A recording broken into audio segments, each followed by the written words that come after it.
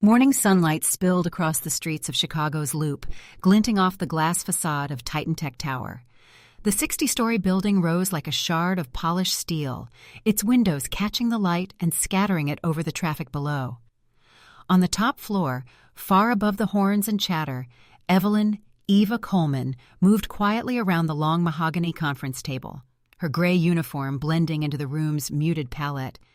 The scent of fresh coffee mingled with the clean, sharp smell of furniture polish. She traced slow, deliberate circles with her cloth, each movement practiced from years of invisible work. It was the perfect disguise. No one looked twice at the woman cleaning up after them. No one noticed the way her gaze skimmed over more than just dust. Richard Carleton's voice sliced through the quiet. "Window streaks again. What do we pay you for?" Eva straightened, careful to keep her expression neutral. "I'll take care of it right away, Mr. Carleton." The CEO of Titan Tech barely looked at her. Tall, with dark hair streaked silver and a jawline made for luxury watch ads, he moved through the world as if it were designed for him alone. His navy Tom Ford suit probably cost more than Eva's monthly rent in Pilsen.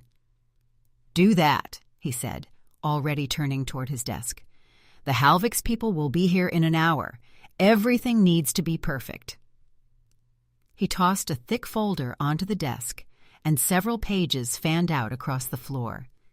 Papers in a boardroom were nothing unusual. What caught Eva's attention was the familiar formatting of the clauses staring up at her from the carpet. Kneeling to gather them, she saw the words "intellectual property rights" bolded in the center of a paragraph. The phrasing made her pause. Before Titan Tech, she'd spent 3 years as a legal assistant at Marshall & Brooks, one of Chicago's top corporate law firms. She'd drafted language like this before, only this version felt wrong. A memory surfaced, her former boss leaning over her shoulder, pointing out a clause buried deep in a contract. Most people would have missed that. You see what others don't. He'd been right. She could see it now. The subtle shift that changed everything. Today, not tomorrow. Richard's voice snapped her back. Eva stacked the papers neatly and placed them on his desk. That's when she noticed something even stranger. The page numbers matched, but one footer ended in A, while the rest ended in B version. Discrepancies weren't accidents, not in deals this big. The elevator chimed. Julian Parker, head of security, stepped in first. Broad-shouldered, with closely cropped hair, Julian was one of the rare people who acknowledged Eva as more than just a moving part of the building. "All clear, Mr. Carleton," he said, then stepped aside to let the visitors enter. Grant Holloway led the Halviks team in, his smile smooth and controlled.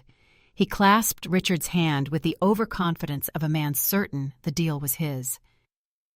"The day has finally come," Grant said. Eva kept her head down, moving to the windows with her spray bottle, but her ears were open. "Merging hardware and software. This will rewrite the rules," Richard boasted. Grant's eyes flicked over the room like a chess player reading the board. Something about him set Eva's instincts on edge. For the next hour, she drifted around the penthouse suite, polishing surfaces that were already spotless, emptying bins that didn't need it. The Halviks team spoke of integration timelines and streamlined transitions. When Eva passed the conference table, she glanced down again. The same formatting inconsistency from earlier appeared on page 12. "Mr. Carleton," she said softly when there was a pause in conversation. "There's a formatting inconsistency on page 12. You might want to check it." Silence. Richard turned as if a potted plant had just spoken. "You're a maid. Don't play lawyer." Grant's expression flickered. Interest? Annoyance? And then he smiled again. "Helpful staff you have, Richard. Proofreading your contracts now." Their laughter followed her to the kitchen, sharp and dismissive, but she knew what she'd seen. By the time the meeting ended and the Halviks team left, the city skyline was glowing gold in the late morning light. Something was wrong with this merger. She could feel it as surely as she felt the weight of the cloth in her hand. Later that afternoon, while emptying trash bins on the maintenance level, she passed the document processing room. The industrial shredder hummed in the corner, its bin half full. She remembered seeing Richard's assistant feeding papers into it earlier. Curiosity tugged at her. She lifted the bin lid. Most pages were already shredded, but a jam had left a few intact. She pulled them free, and her pulse quickened. 2 versions of the same section, one with a critical intellectual property clause intact, the other missing it entirely. She slipped her phone from her pocket, snapping quick photos, then tore off a small piece from the altered page and tucked it into her uniform. Footsteps echoed from the hallway. She shoved the pages back, burying them under shredded strips. That night, as she wheeled her cart toward the service exit, the Titan Tech Tower loomed above her, its glass catching the last light. Behind those gleaming windows, something was being stolen in plain sight. And if no one else would stop it, maybe she could. She kept her head down, but her mind was wide awake. In a place where most walked past her without a glance, one man actually stopped to listen. The day after the Halvix meeting, the air around Titan Tech felt heavier, as if the glass tower itself sensed the weight of what was coming. Eva worked her way down the executive floor, her cart rattling softly over the carpet as she emptied trash bins and straightened coffee tables. The memory of the shredded papers she had found the night before wouldn't leave her. It kept surfacing like a persistent ripple, 2 versions of the same clause, one dangerous, one safe. By late afternoon, she was in the lobby, heading toward the service exit for her 10-minute break. The security desk sat near the glass doors, framed by tall planters and the faint scent of industrial cleaner. Julian Parker was behind the desk, head bent over a clipboard. He glanced up and caught her eye.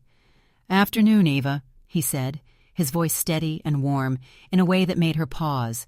She returned the greeting with a small nod. "Afternoon, Julian." Most people in this building didn't bother to remember her name, let alone use it. Julian did. He also didn't have that distracted, condescending tone she'd grown used to from executives. "You look like you've been running a marathon up there," he said, leaning slightly on the counter. "Feels like it," she replied, setting her cart's brake. "I'm just glad to be off my feet for a minute." Julian hesitated, then lowered his voice. "You were working when the Halvix people were in yesterday, right?" "Yes." She kept her tone neutral. "I've been reviewing last night's building logs," he continued. "Some of their team, 3 of them, were still here at 3 a.m. Eva looked at him sharply. 3 in the morning? "Yeah, up on the 23rd floor. She knew exactly what that meant. "That's legal." "Right. And get this. The camera feed for that floor has a loop in it, perfectly timed to cover those hours." Eva leaned in slightly, conscious of the stream of employees passing by behind her. "That's not routine." Julian's eyes narrowed. "Not by a long shot. I've been here 6 years. I've only seen someone loop a camera twice, and both times it was an inside job." She thought of the altered contract pages and the smug look on Grant Holloway's face.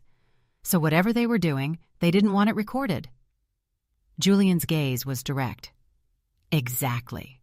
Look, I don't know what's going on, but my gut says it's not good, and I think you might know more than you're saying."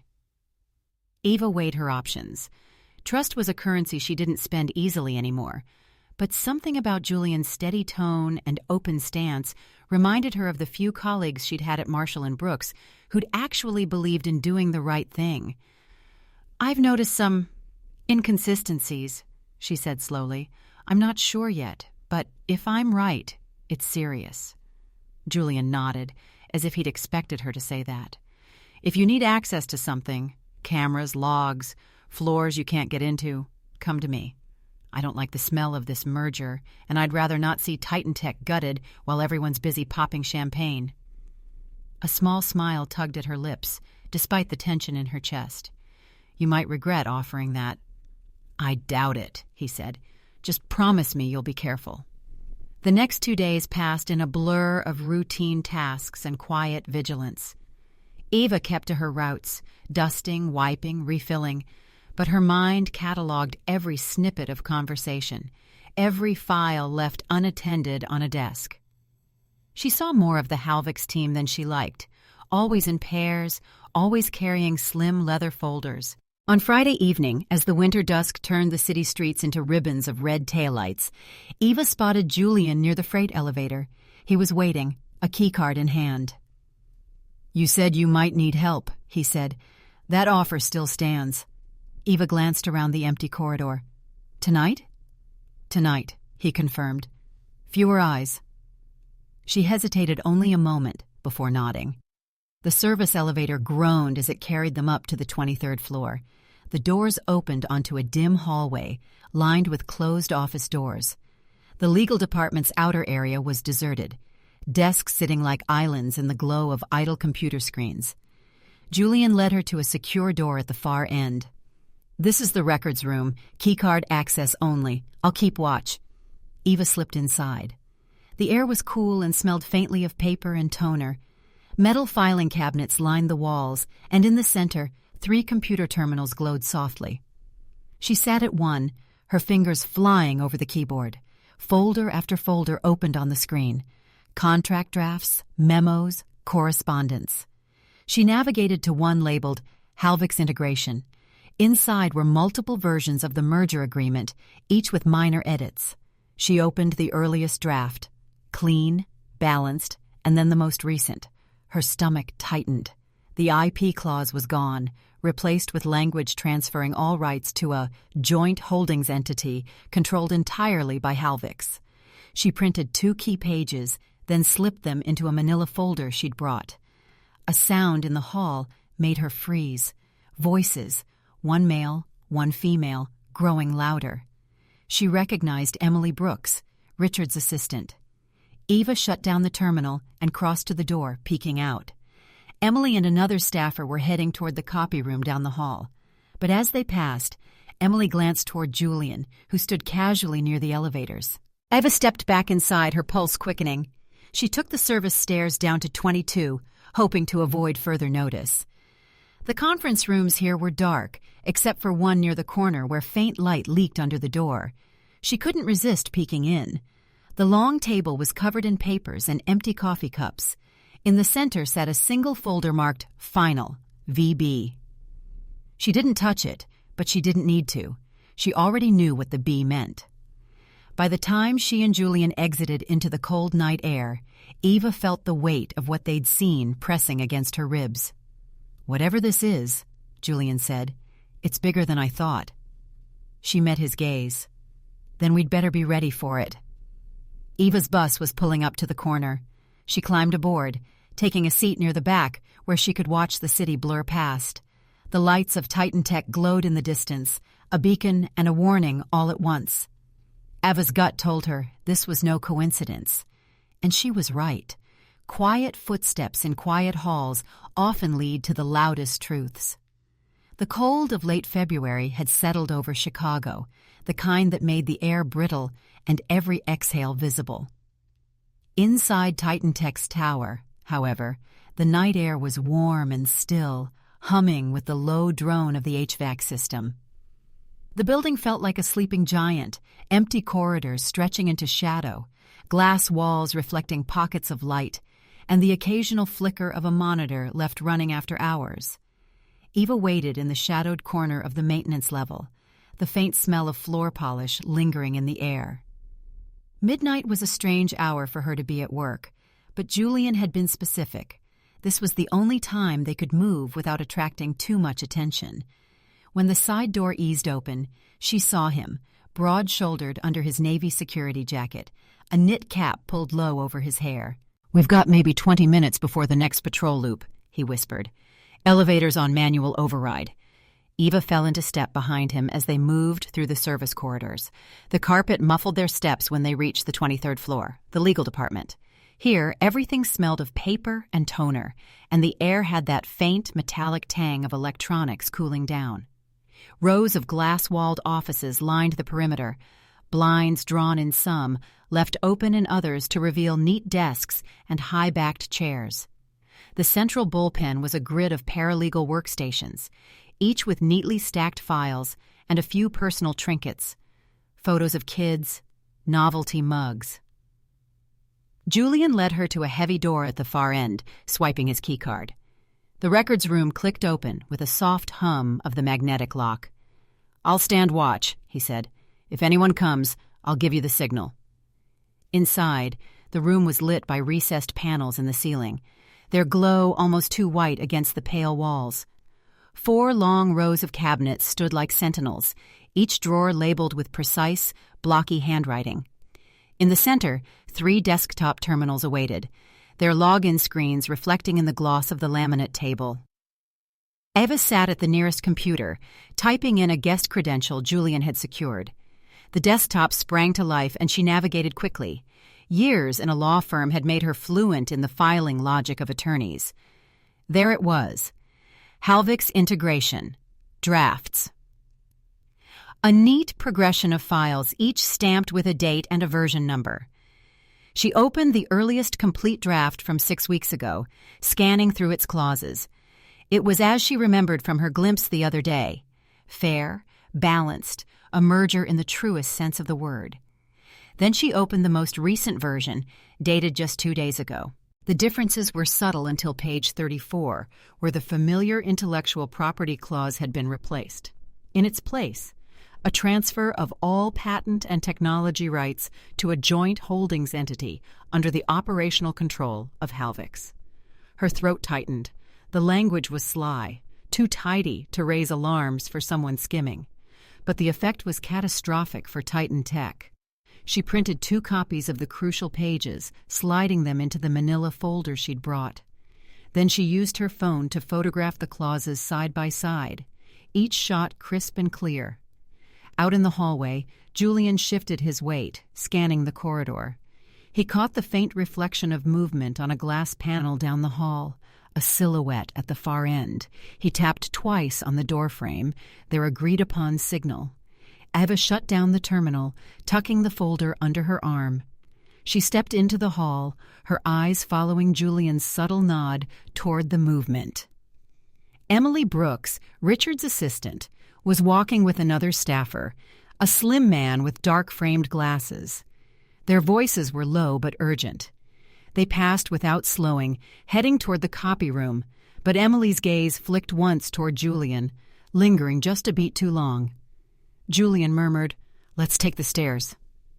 They descended 1 flight to the 22nd floor, where the executive conference room sat in a row. Most were dark, but a sliver of light leaked from under the door of the largest one.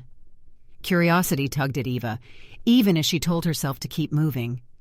She eased the door open just enough to peek inside. The long walnut table was covered in empty coffee cups and scattered documents. At the center sat a single folder marked in thick black ink, Final VB. Her pulse quickened. The B wasn't for board approved. It was the poisoned version. She didn't dare touch it. Some lines couldn't be crossed without leaving fingerprints, literal or metaphorical. But the sight was confirmation enough. They were preparing to swap the contract at the very last moment. Julian gave a quiet, "We need to go." They made their way down to the service level, the hum of the building seeming louder in the empty spaces. The freight elevator doors closed behind them with a sigh. Outside, the cold hit Eva like a wall. The city felt sharper at this hour, its noises amplified in the stillness. Distant sirens, the low rush of traffic on Wacker Drive, the hiss of a bus's brakes a block away. Julian's breath clouded in the air. "This is bigger than I thought," he said quietly. "If they pull this off, Titan Tech won't even own its own name in a year." Eva met his gaze. The wind tugged at the loose strands of hair around her face, but her eyes stayed steady. "Then we need to be ready for whatever comes next." He nodded once, like an oath. Eva walked toward her bus stop, the folder pressed against her side under her coat. She thought of the conference room, of the sly curve in Grant Holloway's smile, of Richard Carlton's dismissive tone when she'd tried to warn him. The Titan Tech Tower loomed behind her, its upper floors lit like a crown against the night sky. From this distance, it looked untouchable. But she knew better. Every fortress had cracks. It was just a matter of finding them before the walls came down. She didn't know it yet, but from this moment on, they were hunting her too. A trap often looks harmless until you're standing in the middle of it. The Monday morning hum at Titan Tech was deceptively calm. The glass lobby gleamed, the receptionist smiled at arrivals, and the soft thump of leather soles echoed off marble. But for Eva Coleman, the air felt charged, like the heavy stillness before a summer storm. She had been careful these past days, keeping her head down, doing her rounds, keeping her stolen folder hidden at home. She was emptying a bin outside the executive lounge when Beth from janitorial found her. "Mr. Andrews from security wants to see you, said it's urgent." Eva wiped her hands on her apron, masking the sudden weight in her chest. Mr. Andrews rarely dealt with her directly. The security office sat tucked behind the main lobby, a compact space with a desk, 2 chairs, and a wall of monitors showing live feeds from around the building. When she stepped inside, her stomach dipped. Sitting next to Andrews was Grant Holloway, looking as if he owned the place. "Miss Coleman," Andrews began, his voice measured, "we have a situation that requires your attention." Grant gestured toward the desk, where several manila folders lay spread open. Each was stamped "Confidential" in bold red letters. "These were found in your cleaning cart this morning," he said smoothly. "Care to explain how they got there?" Ava's pulse thudded in her ears. She hadn't touched those folders. "Those aren't mine. I've never seen them before." Andrews frowned. "The security log also shows your employee ID was used to access the legal floor on Friday night after hours." "That's impossible," she said. "I left at my regular time." "Perhaps you forgot to log out of a terminal," Grant suggested, his tone laced with false concern. "Or maybe someone borrowed your card?" Eva kept her voice calm. "I'm careful with my credentials, Mr. Holloway. Whatever you're suggesting, it isn't true." Grant leaned back, watching her with a predator's patience. Stealing intellectual property is grounds for termination, in some cases, criminal charges. The threat was obvious, and she met it with steady eyes. "I didn't take anything." Before Andrews could reply, the door opened.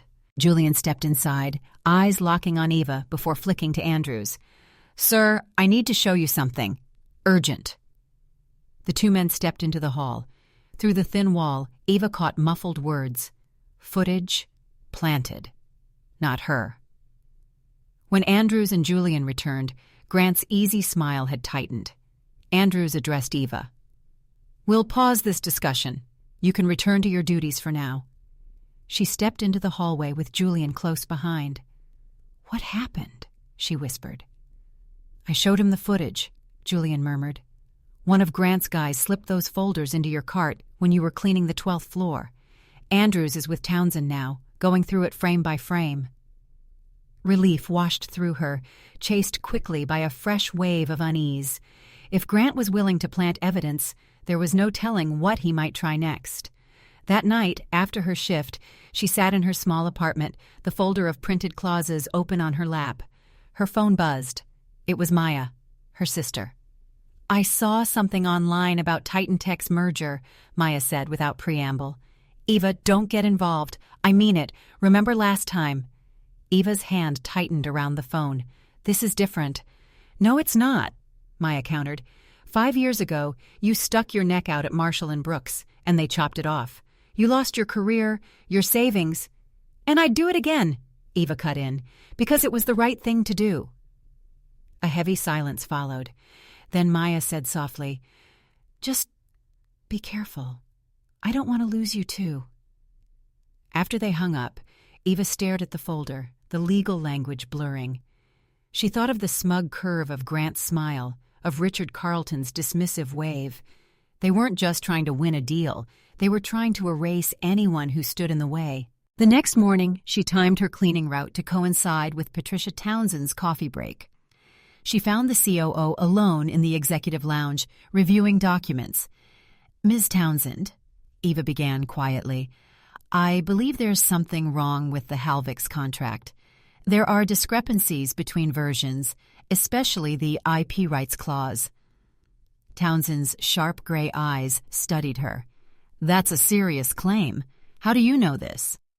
"I used to work as a legal assistant," Eva said. "I've seen this kind of change before. It's deliberate." Townsend was silent for a long moment. "Why come to me and not Mr. Carlton?" "I did," Eva said simply. "He dismissed me." The COO's expression barely shifted, but there was something in her gaze now. Consideration, maybe even respect. "I'll look into it," discreetly. That night, Eva created an anonymous email attaching the side-by-side photos of the clauses. She sent them to Townsend with a single line, "Compare this to the board-approved version." She didn't expect a reply, but the following afternoon she saw Townsend alone in a glass-walled conference room, 2 contracts spread before her, her expression tight. For the first time in days, a flicker of hope warmed Eva's chest. It lasted until she rounded a corner and nearly collided with Grant. "Well, hello there," he said, his voice honeyed and cold all at once. "Ava, isn't it? Richard tells me you've been taking an interest in our paperwork." "I must have misspoken," she replied evenly. "I'm not qualified to comment on such matters." Grant stepped closer, his cologne cloying in the narrow hall. "Good. Know your place. People who forget it often disappear." She walked away without a word, but her hands trembled as she pushed through the next door. That evening, she found a folded piece of paper in her locker, 5 words scrawled in black ink: "Back off or disappear again." She stared at it, the hum of the fluorescent light suddenly loud in her ears. She kept her face calm, but in her pocket her fingers closed around the torn piece of altered contract she carried everywhere. She wasn't backing off. Not now. Not ever. Some moments change everything before the room even knows it's changed. The winter sun hung low over Chicago, casting long shadows through the 60-story windows of Titan Tech's executive floor. The air was thick with anticipation. Staff in pressed suits moved briskly between conference rooms, catering trays were rolled in on gleaming carts, and the murmur of early arrivals filtered in from the lobby below. Eva Coleman had been here before, this floor, this time of morning, but never like this. Dressed in her gray uniform, she moved quietly between tables in the anteroom adjacent to the main boardroom. She carried a tray of water carafes, her eyes lowered as they swept the polished floor.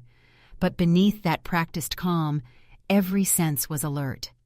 Julian's text from the night before had been short. "Townsend is on board. Wait for my signal." The boardroom itself was a study in corporate theater, an oval table polished to a mirror finish, leather chairs angled perfectly, cameras already positioned to capture the signing ceremony from multiple angles. At the head of the table, a smaller stand held the leather-bound portfolio containing the final version of the Halvix Titan Tech merger contract, the wrong version. She moved closer, refilling glasses, while Richard Carlton stood nearby, talking to 2 board members. His tone was brimming with pride. "By noon today, Titan Tech will be positioned to dominate the market for the next decade. This merger is my gift to the shareholders." Eva kept her hands steady, her ears open. At precisely 10 o'clock a.m., Richard called the room to order. The air was alive with camera shutters and the shifting of expensive suits. Grant Holloway entered with his team, every bit the conqueror, his smile sharp and sure. "This partnership represents the future," Grant declared when introduced. "Together, we'll innovate beyond what either company could achieve alone." The speeches were brief, the applause polite. Then Richard took his seat at the head of the table, uncapped a sleek black fountain pen, and signed the first page with a flourish. Cameras clicked. He moved to the second page, initialing briskly, his eyes barely skimming the text. Julian caught Eva's gaze from near the main door. He gave the smallest nod. "Now." She stepped forward, setting a fresh carafe on the table beside Richard. Her voice was just above a whisper, but it carried in the sudden quiet between camera flashes. "That's the wrong contract, sir." The pen hovered in midair. Richard turned to her, his expression incredulous. "What did you say?" "This isn't the contract your board approved," she said evenly. "The intellectual property clause has been altered." A ripple of unease passed through the room. Richard's face hardened. "Security, remove her." "Wait," Patricia Townsend's voice cut in, calm but firm. The COO rose from her seat, holding a folder. "I've reviewed the documentation. Miss Coleman is correct." Murmurs rose. Board members leaned forward. "This version isn't what was approved last month," Townsend continued, laying her printouts beside the contract. "Several key clauses have been changed." Grant's voice was smooth, dismissive. "This is absurd. The contract has been vetted by both legal teams." Eva reached into her pocket, producing a flash drive. She handed it to Martin Williams, Titan Tech's general counsel. "This contains the email trail, the clause changes, and a recording of Mr. Holloway describing the setup." Williams connected it to his laptop, his eyes narrowing as he scrolled. "Mr. Carlton," he said finally, "there are significant discrepancies here, most notably in the IP section. This version transfers all of Titan Tech's patents to a Halvix-controlled entity." Richard's face drained of color. "Show me." Side by side on the wall screen, the differences were impossible to ignore. Gasps punctuated the tense silence. "You reviewed what they wanted you to see," Eva said quietly. The chairman of the board, Robert Harrison, stood. "In light of these revelations, I'm calling an immediate halt to these proceedings. This board will investigate before any contract is signed." Grant's composure cracked. "This woman has falsified evidence to sabotage." "The evidence speaks for itself," Townsend said sharply. Security moved toward the Halvix delegation as the press was escorted from the room. Harrison added, "Someone contact the SEC. If there's been an attempt to defraud Titan Tech, it must be reported immediately." Through it all, Richard sat staring at the unsigned contract, the pen still in his hand. Slowly, he set it down. Julian appeared at Eva's side. "You did it," he whispered as he led her out of the boardroom. Her hands were shaking, but her voice was steady. "It's not over yet." And she was right. Some victories are so quiet, you don't realize the world has shifted until you wake up in a new one. Spring sunlight streamed across the park outside Eva Coleman's new apartment, dappling the small balcony where she set her morning coffee. The air carried that faint sweetness of fresh leaves and distant-cut grass. It was a far cry from the dim, cramped studio she had left behind. Inside, the place was still modest, a single bedroom, a compact kitchen, but the light was generous, and the walls carried the soft blues and greens she had chosen herself. On one wall, in a simple black frame, hung the printed contract clause Julian had given her, mounted behind glass with a small engraved plaque. Proof that silence isn't always safe. Her phone chimed with a calendar reminder, Titan Tech Board Meeting, Compliance Report. It still felt strange to see her name on the agenda as Vice President of Compliance Strategy. At headquarters, the executive floor was bustling but no longer brittle with distrust. Her transparency reforms had been in place for months now, and for the first time, she saw employees stopping by legal to ask questions before contracts went out, rather than after trouble began. Today's meeting was short.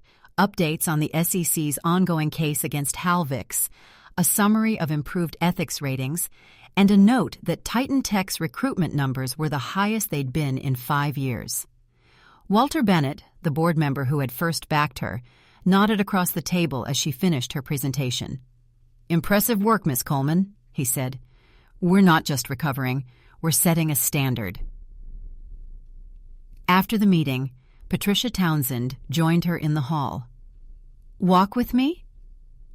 They stopped at the boardroom, where just a year ago, Eva had whispered the 5 words that had stopped a $100 million fraud. The polished table gleamed in the sunlight. "You know," Townsend said, "there are people in this company who still underestimate you. Think you were just lucky, in the right place at the right time." Eva's smile was small but sure. "Then we'll let the work speak louder than I do." Townsend studied her for a moment.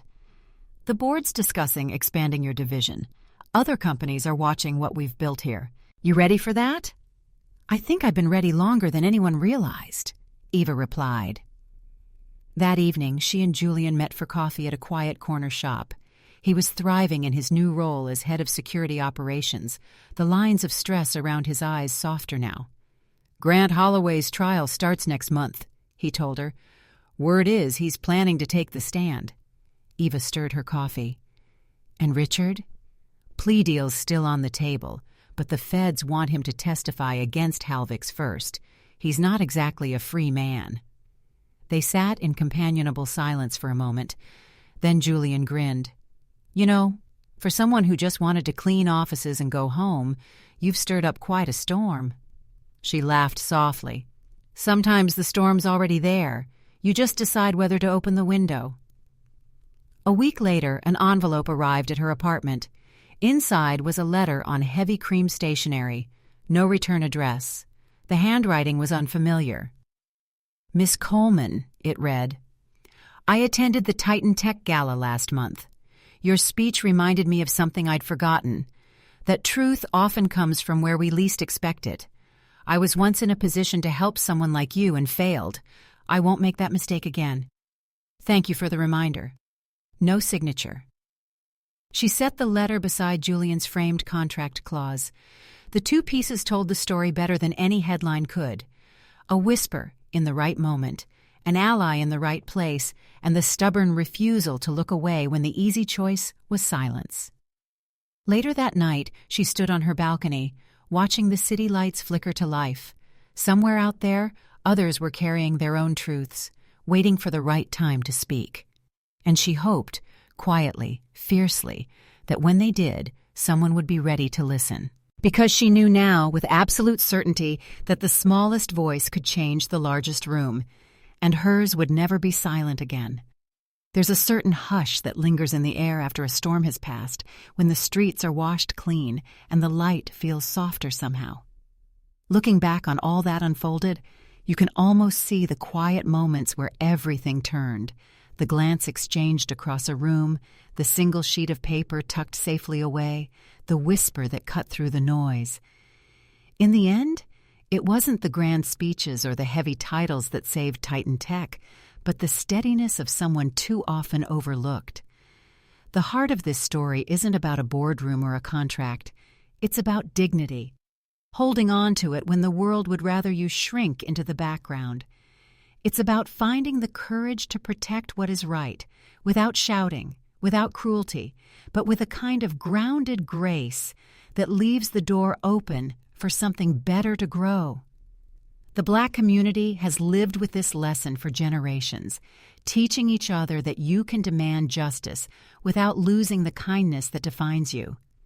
Iva's journey is a reminder that a quiet truth, spoken in the right moment, can turn the course of a life, or even a company. In the soft rhythm of everyday living, we all pass people who blend into the edges of our vision. The bus driver, the neighbor who tends her roses at dawn, the janitor mopping the hallway long after the building has gone dark. We may never know the depths of their wisdom, the weight of what they've carried, and yet time and again, history shows that from the Black community and beyond, some of the most profound acts of courage have risen from those we thought had no power at all. That is the quiet architecture of change, built not in the glare of attention, but in the patient, persistent work of those who refuse to turn away. So perhaps the lesson here is simple but not easy. See people fully. Listen when it would be easier to dismiss. Stand steady when the right thing feels like the loneliest choice in the room. Because when we do, we're not just defending ourselves. We're building something sturdier than pride or profit. We're crafting a place where truth can live without fear, where even the smallest voice can carry, and where the next generation, in every neighborhood and Black community alike, will know they can be heard. Take a moment to sit with that.